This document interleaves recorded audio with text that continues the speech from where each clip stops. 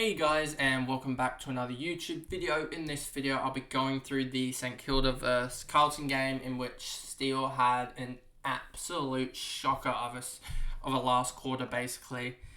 I mean, he went -2 for the last quarter, 2 free kicks and only a tackle, no disposals, in a game when St Kilda could easily look back in this game and think this is the game that changed their season from top 5 to potentially out of the finals race within 1 or 2 weeks. That was just a quarter that he needed to get involved and have 7, 8, 9 disposals and really win it for St Kilda, but obviously he didn't, and now they look, they're half a game inside the 8 or something like that at this point.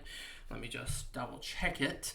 But they don't look as convincing. Yes, they're half a game, but they don't have percentage on their side because they've got Western Bulldogs already ahead of them on percentage, GWS a little bit behind, and then Adelaide already ahead of them massively on percentage. So if Adelaide wins one more game than St Kilda, they'll basically knock St Kilda down another peg, and then you've got Sydney and Geelong who just need to win one more game than St Kilda, and they will knock them out. And they need 2 of those effectively. Two of 3 teams to win one more game than them out of the last 3, and then Essendon to win 2 more, or Richmond to win 2 more, and then they'll be out of the top 8 basically. So before we get into the video, remember to like and subscribe, turn the notification bell on so you actually know when I upload, and let's get into the video. So as you can see here, Mason Wood 153 sort of just came up and didn't really notice that he'd scored so well. I was thinking he was just going to score his 100, but he kept on going, I guess, and I think he ended up with something ridiculous like 13 or 14 marks, as well as 4 tackles. So he ended up with a ridiculous non-disposal output. And then you have Crouch here, and you'll see one glaring thing. He did play in the 4th. He didn't get injured.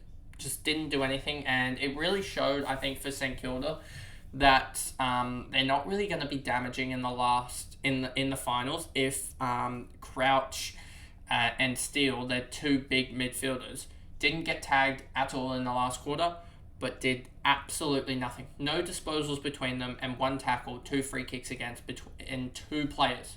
Your best 2 midfielders did that. It just shows a lot, and it shows that I think Carlton are one of the teams to beat at the moment, and that the fact that Steele was on a tagging role in the first place, when you have a tagger in the back line playing half back, when you could have just put him in the middle over Hunter Clark, is ridiculous as well. So I think Ross Lyon just got absolutely outcoached by Voss, or Voss didn't even outcoach them though. He just played his players, and the players just outplayed Ross and St Kilda. It was really weird. But yeah, really disappointing from Crouch to have a 1-2-6 in the first 3 and do nothing. Marshall 116. He tried to do stuff in the last, but 23 in the last isn't even that big. And what did they come? 1, 2, 3, 4. And then a free kick as well, so 5. So he had 3 disposals in the last as well, so he didn't even do that much.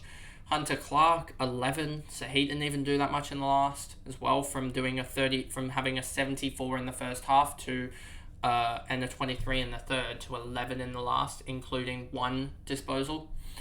Callum Wilkie 20 in the last was alright. Sinclair 19, and it was 6 disposals, so not even that good. He had a quiet game, especially after such a good first quarter, and 83 was quite disappointing.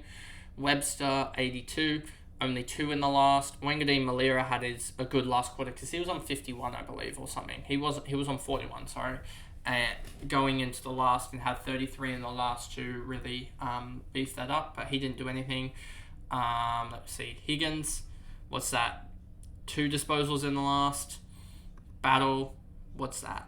1, 2, 3 disposals in the last. Gresham, 1, 2, 3, 4 disposals.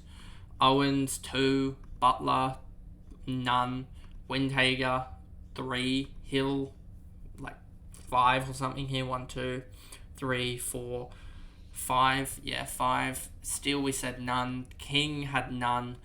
Burns had 1, 2, 3 touches. Philippou did nothing in the last as he was subbed out. So their highest disposal getter in the last quarter was, I think, 6 or 7. And then their next best was 5 or 6. Like, if that doesn't show you how bad of a quarter it was for St Kilda, then I don't know what will show you, because it was a shocking quarter. And just no one, given that they had such a bad quarter, like, I'm going to bring up the quarter splits for St Kilda. Wood had 9, Wangadeen Malira had 8, Stocker 7, Wilkie 6, Sinclair 6, Hill 5. Like, we're talking, 17, 24, 30, 36, 41, 49, 61. They had 71 disposals in the last quarter. 71 disposals in the last... It's just not good enough, to be honest with you. As well as the fact that they only laid 7 tackles in the last and only had... Well, they had actually a good amount of marks. They just didn't... I'm pretty sure they would have got smoked in the contested ball and stuff like that in the last. Whereas if you look at Carlton, they had a lot more guys get their hands on the footy. Pretty much everyone had at least a disposal in the last, except for their sub. And looking here as well, pretty much everyone that wasn't injured other than Marchbank, that wasn't injured or a sub, had at least 3 disposals. Now bring that over to St Kilda.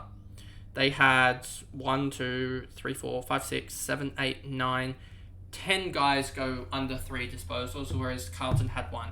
If that just shows you the difference. Like, we're talking 40, 50 disposals difference in the last quarter when the game's on the line. St Kilda's pressure just went to kaput, basically. They went from elite to, I think, well below average, like poor. I think it was 50 pressure points difference, which is a lot considering there's it's like 75 is the lowest pressure you can get, with basically just running around and not giving them any pressure at all. And then I think like 1.4 or something like that, 1.2 I think is like in a relative distance or something like that with pressure wise compared to the ball and the player like disposing of it. And I'm pretty sure 2.2 or something like you're actually tackling them or harassing them or something. So they weren't doing anything to be at 163 or whatever. So it was just a really poor performance, and I wouldn't be surprised if you see St Kilda kick it back into gear. I mean, they are playing Richmond, so they do have a handy draw, but that was just really, really poor. NEWMAN 139. Yeah, he just did the work and will be the Dacos replacement for me, most likely. He just looks good, and 139 with kickouts, etc. I know this is probably a reactive trade, but I'm happy to have some pods at this point and trying to, I guess, gain on other people, and honestly just to have some fun. Akers 117, yeah, looks good as well. Doherty 112, he was just consistent as well. I think he laid 2 or 3 holding the ball tackles, which is 24 points in itself just doing that.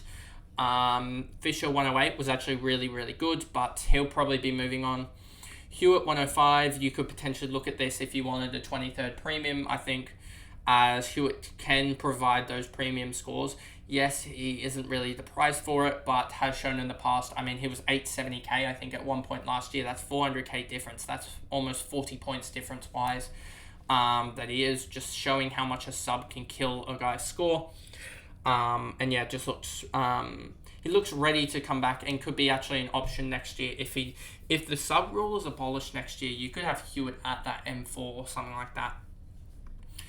Hollands did all right. Paddy Dow did all right, so he might move on, and if he does move on, that'll be interesting if he gets a game somewhere else, as he looked pretty good.